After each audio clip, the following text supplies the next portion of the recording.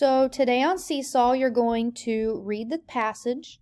You're going to use the highlighter tool to answer each question, and you are going to also use the highlighter tool to show where you found the answer in the text and where you found the answer, and the answer that you chose should be in the same highlighter color, just like we did here. The answer here was C in yellow, and I found it here. So you're going to do the same thing. And you are only worried about slides 1 and 2. Do not worry about the rest of these slides. This is what we did in class.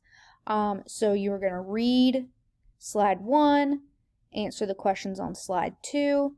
Each question should have a different color highlighter, and your teacher should be able to tell where you found each question in the text, because the color that you highlighted your answer should be the same as the color that you used to show where you found it.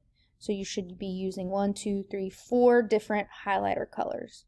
Once you're finished, you're going to check over your work and click the green check.